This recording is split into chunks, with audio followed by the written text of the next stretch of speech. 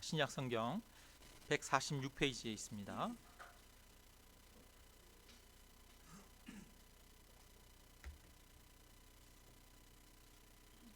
요한복음 3장 16절 17절 우리 함께 한 목소리로 같이 읽겠습니다. 하나님이 세상을 이처럼 사랑하사 독생자를 주셨으니 이는 그를 믿는 자마다 멸망하지 않고 영생을 얻게 하려 하심이라. 하나님이 그 아들을 세상에 보내신 것은 세상을 심판하려 하심이 아니요 그로 말미암아 세상이 구원을 받게 하려 하심이라. 아멘. 네. 큰 교회에서는 1년에 한두 차례 전도 행사를 합니다. 그러면은 오랫동안 전도하고 싶은 사람이 이렇게 이름을 적어가지고 기도하다가 그날 이렇게 모시고 나오는 거죠. 그러면 그날은 처음 교회에 오시는 분들이 많이 있기 때문에 말씀을 아주 기본적이고 기초적인 것에 대해서 그렇게 전합니다. 근데 그렇게 해서 가끔은 우리가 말씀을 처음으로 돌아가서 가장 기본을 이렇게 듣고 하는 게 유익한 것 같아요. 그래서 오늘은 우리가 전도 행사는 아니지만 또 그렇게 우리가 처음 신앙생활을 하시는 분들이 들을 만한 그런 말씀을 함께 나누기를 원합니다. 어느 날 한 가족이 모여서 이렇게 서로 손을 내면서 서로 야 누구 손이 이쁘냐 그러면서 이렇게 막 경쟁을 했어요. 그런데 이 아기가 2살짜리 꼬마애가 이렇게 손을 내밀고 있는데 여러분 생각해 보세요. 얼마나 이쁘겠어요? 손이 조그마하 해가지고 오동통 해가지고 보기만 해도 앙증맞고 귀엽고 깨물어 주고 싶고 그렇죠. 근데 또 이제 그 옆에서 이제 딸이 이렇게 손을 쫙 내밀었는데 손이 보니까 손톱을 길게 길러가지고 또 손이 또 이렇게 길쭉하니 생겼어요. 그래가지고 또 손톱 끝에다가 네일 아트를 해가지고 여기다가 큐빅을 알록달록 박아놨네요. 손이 얼마나 늘씬하고 우아하고 이뻐요. 그러면서 자기 손이 제일 이쁘지 않냐고 딱 그러는데 엄마가 손을 탁 내미는 거예요. 근데 엄마가 손을 내밀었는데 보니까 엄마는 평생 농사 짓느라고 손이 새카맣게 되어 있고 거기다가 이 관절이나 이런 거는 다 울퉁불퉁하고 굽어 있고 그다음에 손가락 이 끝에는 보니까 갈라져 있고 손톱은 너무 막 굵고 이런 거예요. 너무너무 볼품없는 손인데 내 손을 어떠니 이렇게 내밀었더니 큰딸이 뭐라고 그랬을까요? 아유 엄마 손이 제일 이쁘네 그랬어요.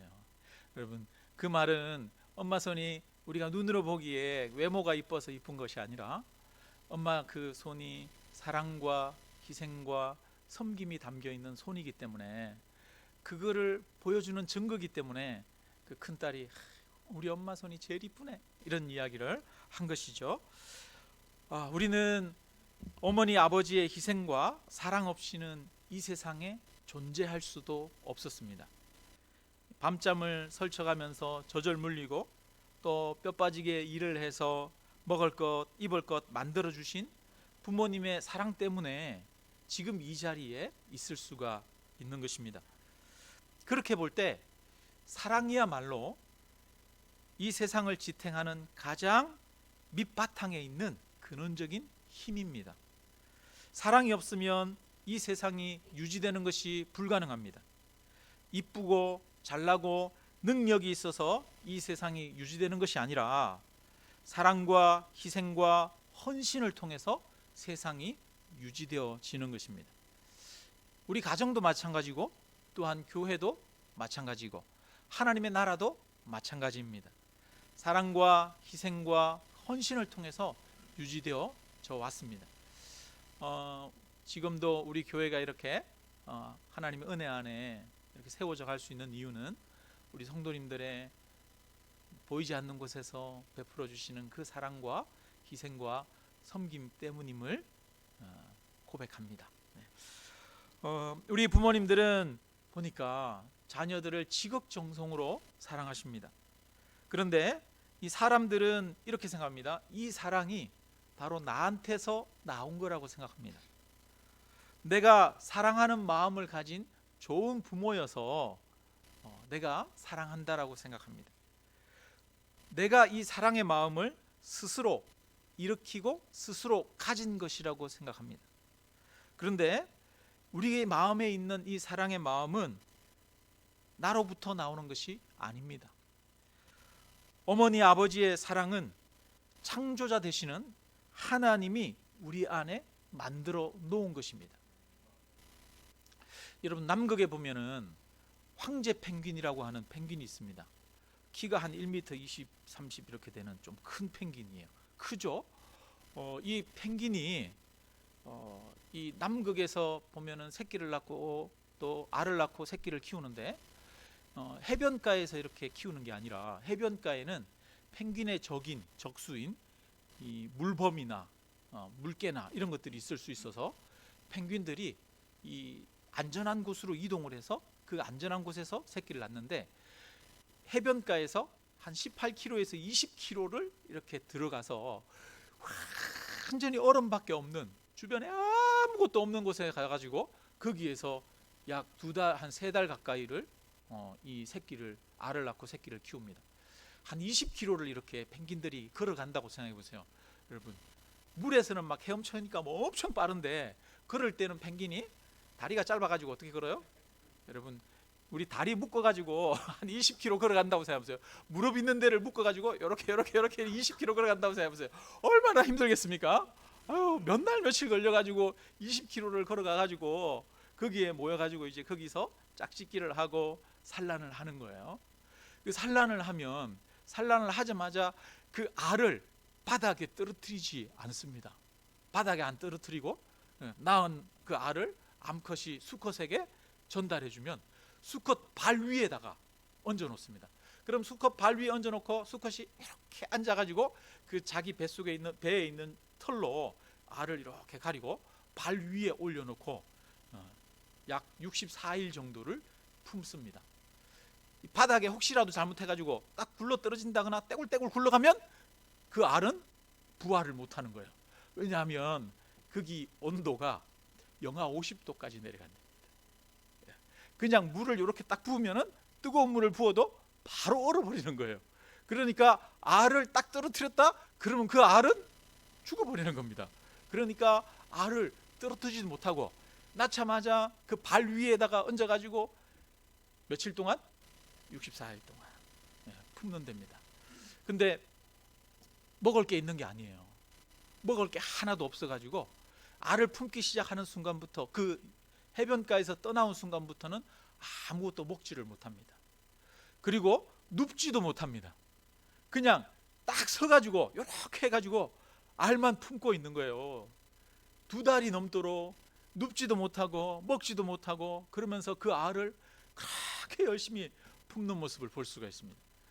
그러면 이제 알에서 새끼가 깨어나면은 자기 위장 속에 있는 마지막 그까지 다 토해내서 그 새끼에게 먹입니다. 그렇게 해서 며칠 기다리다 보면 멀리 이제 나갔던 암컷이 먹이를 많이 섭취하고 돌아오는 거예요. 그러면 암컷이랑 수컷이랑 교대해가지고 새끼를 다시 넘겨주고, 수컷은 이제 바다로 나가서 다시 먹을 것 먹고 다시 와가지고 새끼 돌보고, 이렇게 해서 돌봅니다. 근데 그 남극의 추위가 얼마나 혹독한지, 거기에는 정말 생존이 불가능합니다. 우리나라에 보니까 2011년도인가에 그 황제 펭귄을 우리나라 방송사에서 가가지고 한 300일 넘게 거기에 거주하면서 취재를 했는데, 취재하는 기자들 얼굴이 다 얼어버렸어요. 막 동상이 걸리고, 잠깐 이러고 대고 있는데 뭐 바람에 막 다 얼어버리는 거예요. 너무너무 추우니까. 근데 그 추위 속에서 먹을 게 아무것도 없는데 그 속에서도 펭귄이 새끼를 낳고 알을 낳고 새끼를 키우더라는 거예요. 그 혹독한 환경에서 알을 낳고 새끼를 키울 수 있는 그 이유는 그 펭귄 엄마 아빠의 희생과 헌신, 그 사랑과 그 노력 때문에 거기에서 생명이 싹트고 크는 것이죠. 사람만 자기 자식을 사랑하고 자식을 위해서 희생하는 것이 아닙니다. 이 세상의 자연 만물에는 새끼를 위해서 자신을 희생하는 생물들이 얼마나 많은지 모릅니다. 사마귀를 보면, 사마귀 암컷은 한 번에 수백 마리의 새끼를 낳는다고 합니다. 그러면 그 새끼들은 엄마 몸속에서 새끼들이 나오자마자 엄마 몸을 갉아먹기 시작한대요. 그래서 사마귀의 암컷은 새끼를 낳고 뜯어서 먹혀 죽느냐 아니면 그냥 새끼를 낳지 않고 살 것이냐를 결정해야 되는데, 대부분의 암컷들은 새끼를 낳고 죽는 길을 선택한다고 합니다. 이런 자연의 원리를 볼 때 인간이 자녀에 대해서 가지는 사랑, 또한 내가 특별해서 그 사랑을 가지고 있는 것이 아니라는 것을 알 수가 있습니다. 이 사랑은 자연 속에 하나님이 심어 놓으신 원리입니다. 이것은 세상을 만드신 하나님으로부터 온 것입니다. 하나님이 창조하시면서 우리 안에 심어 놓으셨습니다. 그래서 하나님은 아버지의 마음이 무엇인지, 어머니의 마음이 무엇인지 모르고서는 우리 마음에 이런 마음을 심을 수가 없죠. 아버지의 마음, 어머니의 마음, 그 마음은 이 세상을 만드신 창조자 되시는 하나님으로부터 나온 겁니다. 그렇다면 하나님이야말로 어떤 마음을 가지고 있을까요? 아버지의 마음을 가지고 있는 거예요. 하나님이야말로 부모님의 마음을 가지고 있는 겁니다. 하나님 자신이 진정한 사랑을 아시는 분이에요. 부모를 만드신 하나님이 원래 그 부모의 마음을 가지고 계신 분이기 때문에 그 부모를 만드신 겁니다. 그래서 우리는 하나님을 부를 때 뭐라고 부르냐? 아버지라고 부르는 거죠. 성경에서는 하나님을 아버지라고 표현하고 있습니다. 예수님은 하나님을 아빠, 아버지 이렇게 불렀습니다. 아바 아버지, 아빠 이렇게 불렀어요. 하나님을 아버지라고 부르는 이유는 우리가 하나님이 남성이기 때문에 아버지라고 부르는 게 아닙니다. 그 하나님 안에는 아버지로서의 모습과 부성과 어머니로서의 모성을 다 가지고 있는 거죠.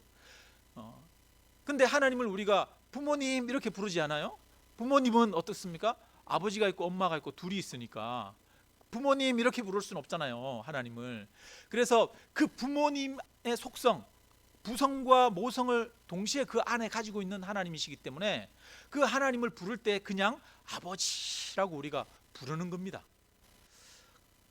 근데 어떤 이단은 보니까 하나님이 아빠 하나님도 계시고 또 누구도 계신데요? 아빠 하나님의 부인되는 엄마 하나님도 계신데요. 그런 이단도 있어요. 네. 어느 교회요?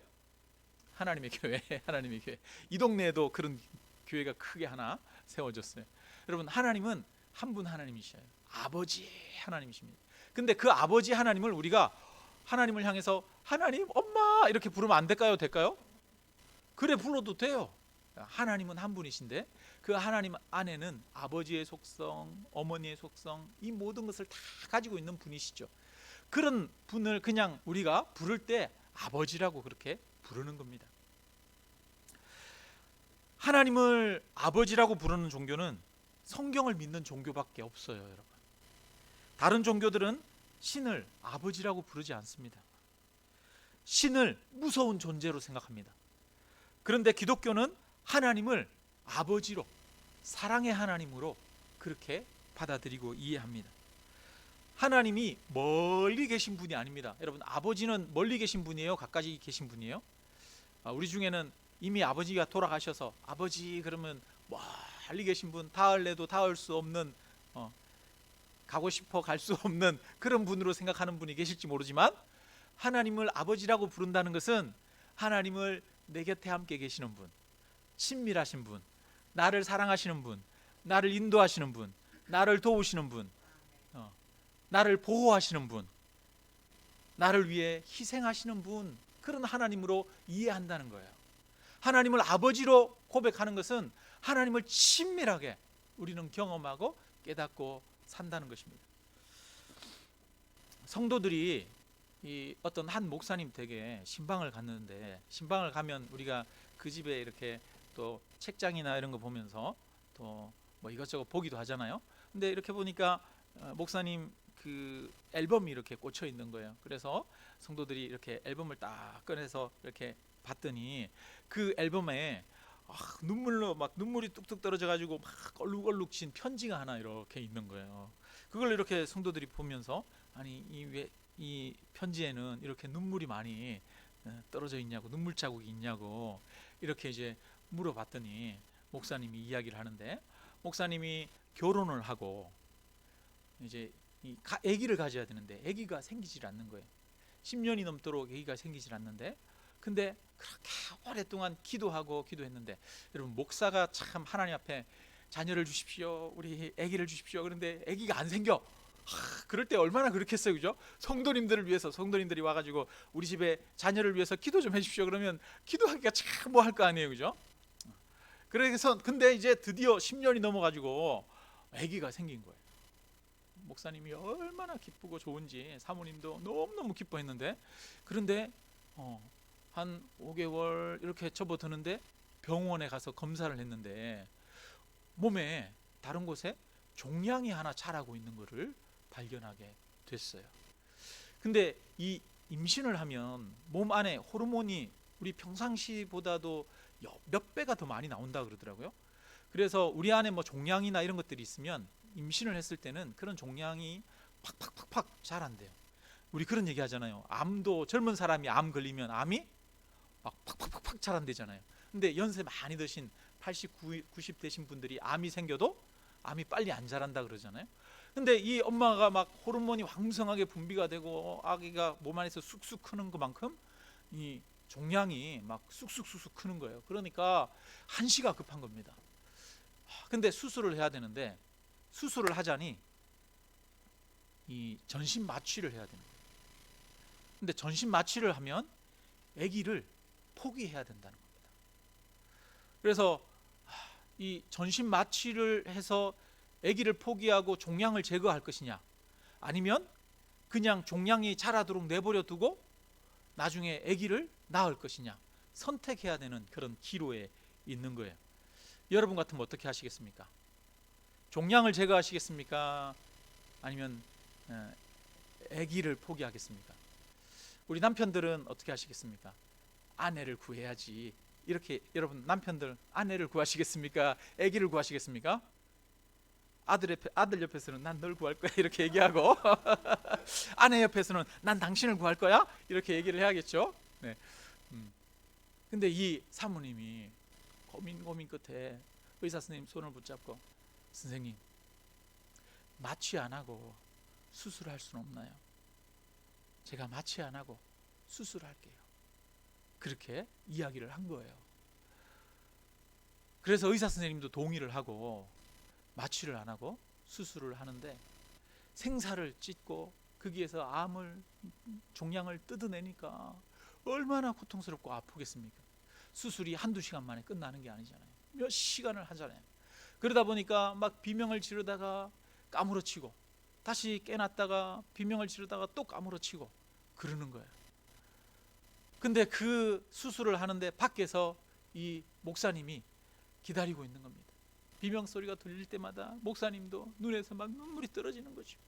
그러면서 그 눈물을 흘리면서 아들에게 편지를 씁니다. 아들아, 너를 살리기 위해서 엄마가 얼마나 큰 고통을 겪어야 했는지 아니? 엄마는 너를 위해서 마취 없이 큰 수술을 하고 있단다. 엄마는 자신의 생명보다도 너를 더 사랑한단다. 그러면서 이 아들에게, 태어날 아들에게 눈물로 쓴 편지, 그 편지를 이렇게 앨범에다가 다 끼워 놓은 거예요. 제가 설교를 준비하면서 실제로 이런 일이 있나 이렇게 검색을 해봤더니 이런 비슷한 일들이 사실은 있더라고요. 우리나라에도 보니까 어떤 사람이 임신을 했는데 교통사고가 나가지고 두 다리가 골절이 된 거예요, 엄마가. 근데 두 다리를 수술을 해야 되는데 8시간 마취 없이 수술을 했대요. 뭐 부분 마취나 이런 걸 했을 수도 있겠죠. 여러분, 그 뼈가 부러진 거를 새로 맞추는 거 얼마나 고통스럽겠습니까? 근데 아기를 포기할 수가 없어서 엄마가 그 고통을 감내하는 거죠. 가끔은 그런 소식도 있어요. 임신을 해서 출산을 해야 되는데 엄마가 암이 걸렸어. 그런데 암을 치료하면 아기를 출산을 할 수가 없어요. 그래서 암 치료하는 것을 포기하고 아기 낳는 것을 선택하는 그런 산모들이 가끔 또 있잖아요. 그런데 이런 내용들을 보면 정말 엄마의 사랑, 부모님의 사랑이 정말 놀라울 따름입니다. 그런데 오늘 우리가 읽은 본문에 하나님이 세상을 이처럼 사랑하사 독생자를 주셨으니 이는 그를 믿는 자마다 멸망하지 않고 영생을 얻게 하려 하심이라, 이렇게 기록되어 있습니다. 우리의 죄를 사하시고 구원하시기 위해서 하나님이 자기의 독생자를 십자가에 내어주셨습니다. 하나님이 인간으로 이 땅에 오셔서 십자가에서 모든 죽음의 고통을 경험하셨습니다. 십자가에 달리는 것이 얼마나 고통스러운 일입니까? 굵은 대못을 이게 손바닥에 박는 게 아니라 여기 박는 거예요. 손목에 뼈와 뼈 사이에 못을 박는 겁니다. 그래서 뼈와 뼈 사이에 못을 박아서 이 뼈와 뼈 사이에 걸려서 이렇게 걸쳐 놓는 겁니다. 우리가 개구리 잡으면 옛날에 개구리를 그 아카시아 그 가시 여러분 아시나요? 가시 이렇게 딱 꺾어 가지고 아카시아 가시로 개구리를 나무에다가 탁 이렇게 고정시켜 놓고 그런 장난을 치는 사람들도 있었어요. 네. 예수님이 그렇게 된 거예요. 여기 딱 해가지고 발목에 굵은 대못을 박혀서 발목에 뼈를 뚫고 나무에 박히신 거죠. 근데 이렇게 박혀 있으면 이게 몸이 이렇게 무겁기 때문에 축 처집니다. 축 처지면 호흡을 할 수가 없어요. 왜냐하면 이 횡격막이, 우리가 호흡을 하려면 횡격막이 왔다 갔다 해야 되는데 횡격막을 왔다 갔다 할 수가 없어서 호흡을 할 수 없습니다. 그러면 호흡을 하기 위해서는 다리에 힘을 줘가지고 이렇게 매달려 축 처져 있다가 이렇게 끌어올려야 그 다음에 이렇게 쉬고 이렇게 또 내려가고 처질 수가 있는 거예요. 그러니까 예수님이 호흡을 할 때마다 자기 몸에 그 다리에 못이 박혀 있는데 못 박힌 그 다리에 힘을 주고 몸을 끌어올려서 다시 호흡을 한번 하고 다시 내려가고 6시간을 그렇게 달려 있습니다. 피와 물을 다 흘리면서. 여러분, 이렇게 그 십자가에 매달려 있는 것은 사람을 말려 죽이는 과정입니다. 최대한 고통스럽게 해서 말려 죽이는 거예요. 우리가 여름에 가끔 가다가 학교 운동장이나 이런데 1시간씩 2시간씩 조회하고 이렇게 뜨거운 햇볕에 서 있으면 열사병으로 이렇게 쓰러지는 친구들 가끔 나오잖아요. 근데 중동 지방은 얼마나 뜨겁습니까? 한낮의 기온이 45도 50도까지 올라가는 그런 기온이 중동 지방이지 않습니까? 그런데 그 뜨거운 태양볕 아래서 발가벗겨져서 십자가에 매달려서 6시간을 한낮에 그 뜨거운 태양을 받는 거예요. 그러면 몸 안에 있는 모든 이 물이 다 물을 쏟고 물이 또 다 증발되는 거죠. 그러니까 목이 마를 수밖에 없어요. 예수님이 십자가에서 내가 목마르다 얘기를 하셨잖아요. 목이 마를 수밖에 없어요. 십자가에서 매달리는 것은 이렇게 해서, 여러분, 우리가 생선을 이렇게 널어서 여름에 뜨거운 태양볕에 말리는 것처럼 사람을 걸어서 말려 죽이는 게 십자가 고통입니다. 근데 우리 주님이 저와 여러분의 죄를 사하기 위해서 하나님의 아들 되신 독생자 예수 그리스도가 그렇게 죽으셨다는 것입니다. 성경엔 하나님이 우리를 사랑하사 우리를 구원하기 위하셨다라고 이렇게 말씀하고 있습니다. 아까 말씀드린 그 사모님은 뱃속에 사랑하는 아들을 살리기 위해서 자신이 고통을 겪으면서도 마취 없이 수술을 했습니다. 우리 주님은 죄로 인해 죽어 있는 저와 여러분들을 살리기 위해서 십자가에서 우리를 대신해서 죽으셨습니다. 이것이 바로 자식을 사랑하는 어머니의 사랑이고 또한 저와 여러분을 사랑하는 하나님 아버지의 사랑인 줄로 믿습니다.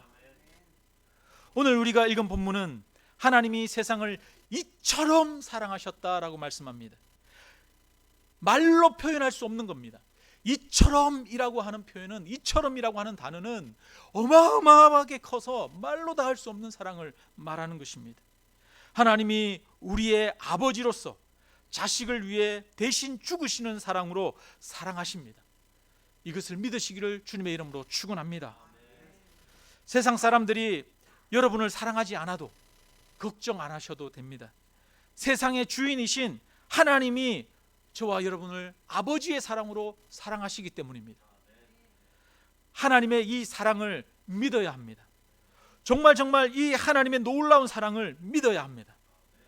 오늘 읽은 본문에 이는 그를 믿는 자마다 멸망하지 않고 영생을 얻게 하려 하십니다 라고 말씀합니다. 예수님을 통해서 보여주신 하나님의 사랑을 우리가 믿을 때에 멸망을 피하게 되고 믿을 때에 영생을 얻게 되어집니다. 영생은 우리가 착한 행동을 해서 선한 일을 많이 했기 때문에 얻는 것이 아닙니다. 영생은 저와 여러분이 하나님의 사랑을 믿을 때에 얻게 되어지는 것입니다. 예수님의 사랑을 믿는 것은 우리의 삶을 변화시킵니다.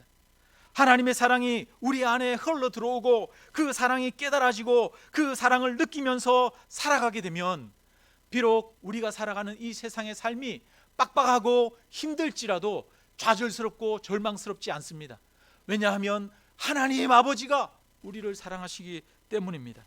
하나님의 사랑이 우리 안에 흘러 들어오게 되면 우리의 삶이 변화되고 나도 누군가를 사랑할 수 있는 힘이 생깁니다. 하나님의 사랑이 우리를 새롭게 합니다. 하나님의 사랑이 우리 안에 있을 때 우리를 변화시킵니다. 이런 은혜가 있기를 주님의 이름으로 축원합니다. 요한복음 1장 12절에서는 영접하는 자 곧 그 이름을 믿는 자들에게는, 뭐 하는 자들에게는? 믿는 자들에게는 무슨 권세를 주셨으니?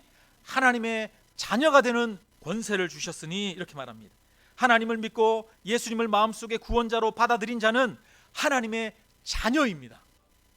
그래서 저와 여러분은 하나님을 아버지로 부릅니다. 저와 여러분은 하나님의 자녀인 줄로 믿습니다. 어릴 때 제가 살고 있는 집은 조그만 원래는 초가집이었는데, 그래서 담이나 아니면 집에 이렇게 있는 그 모든 게 흙으로 이렇게 돼 있는 그런 흙벽인데, 거기다가 이제 석회로 이렇게 회치를 해놓은 거죠. 그런 집에 살고 있다가 새마을 운동하면서 이제 지붕을 기와로 이렇게 얹은 그런 작은 집이었는데, 저희 옆집에는 저희 동네에서 가장 좋은 집이 있었어요. 저희 동네에서 제일 부잣집이었는데 바로 옆집이었어요. 그 집에 제 친구, 저랑 나이가 똑같은 남자애가 한 명 있었습니다. 그러니까 바로 시골 동네에서 옆집에 살았으니까 그 집에 얼마나 자주 놀러 갔겠어요? 그 집에 이제 자주 놀러 갔거든요. 그 집에는 제가 아주 어릴 때인데, 초등학교도 들어가기 전에 보면 막 블럭이나 이런 것들이 있어요. 어릴 때 시골에서 블럭이 어디 있습니까? 그냥 나무 꺾어가지고 총이라고 그러면서 탕탕탕 이러고 놀고 그랬는데, 그 집에는 온갖 장난감이 다 있고 막 유선으로 조종하는 자동차도 있고 그랬어요. 일본에서 가져온 최신식 장난감이나 이런 것들이 있는 거예요. 그 집에는 마당이 2개예요. 마당이 하나 있고 들어가면 집이 이렇게 방이 몇 개 있는 집 한 채가 있고, 또 그 안에 보면 또 마당이 있고 그 안에 또 내실이 있고, 그러니까 옛날에 아주 큰 부잣집의 대감집, 그런 집이죠. 그 집에 이렇게 놀러 가면 왠지 모르게 제가 행동이 조심스러워져요. 집은 너무 좋은데 행동이 조심스러워지고, 이 말도 잘 듣고 그런 사람이 돼버리는 거예요. 집이 아무리 좋으면 뭐합니까? 거기가 누구 집이 아닌데? 우리 아버지 집이 아닌데 남의 집이니까 불편하고 그래요. 근데 우리 집에 오면은 아이고, 초가집이지만 얼마나 마음이 편하고 좋은지 몰라요. 가끔 가다가 제가 고등학교 때부터 이제 외지에서 생활을 했어요. 그래가지고 고등학교 때부터 자취하고 서울에 대학 때 올라오고, 그러니까 한 번씩 이렇게 시골에 내려가는 게 몇 달에 한 번씩 이렇게 시골에 내려갔죠.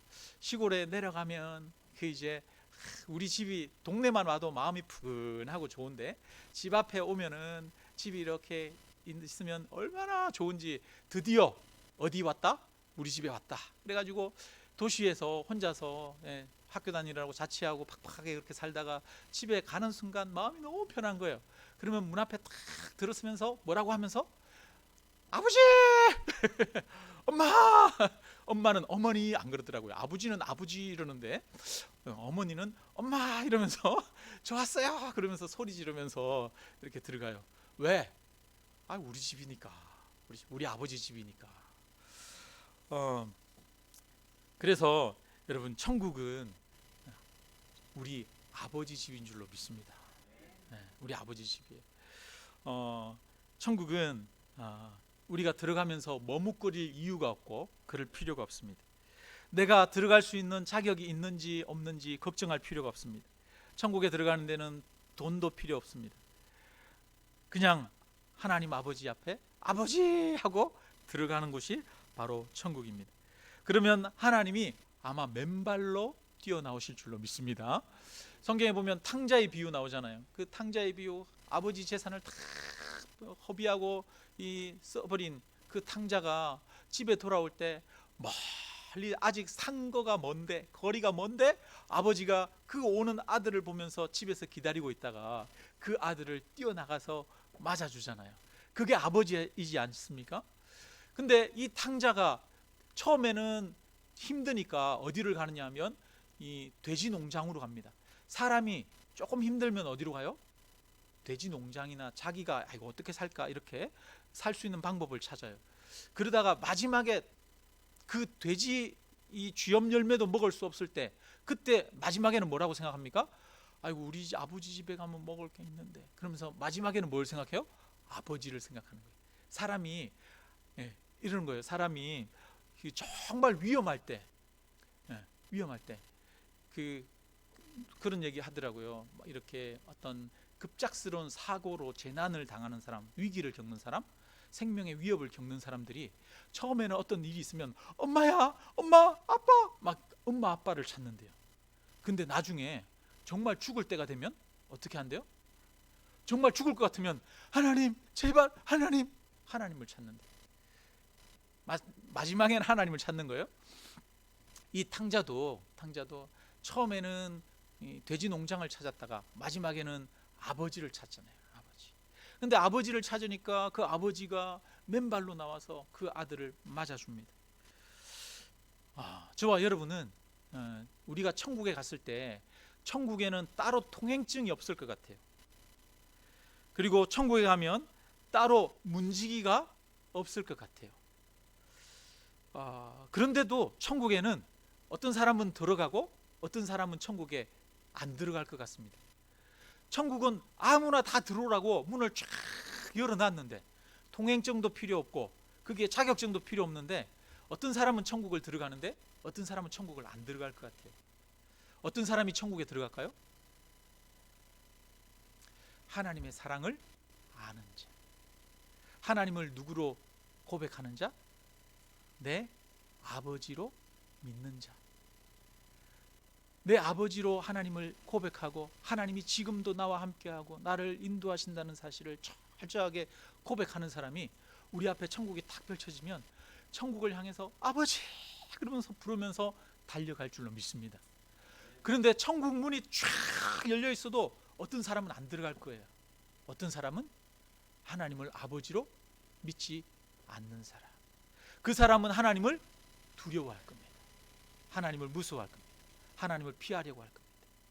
한 꼬마가, 초등학생이 파출소 옆을 지나가면서 매일 파출소를 들어가는 거예요. 파출소를 제 집 드나들듯이, 범죄자라 가지고 파출소를 제 집 드나들듯이 드나드는 게 아니라 알고 봤더니 파출소에 누가 있어요? 아빠가 있어요. 그러니까 학교 마치고 집에 가다가 파출소에 들어서 아빠 저 집에 갈게요. 그러고 들어가고. 파출소를 제 집 드나들듯이 드나드는데 초등학생은 그렇게 드나드는데 파출소에서 오라고 그래도 안 오는 사람이 있어요. 누가 안 올까요? 범죄자는 안 가요. 파출소 근처도 안 가요. 무서워서 도망갑니다. 파출소에서 뭐 좋은 거 준다 그래도 안 가요.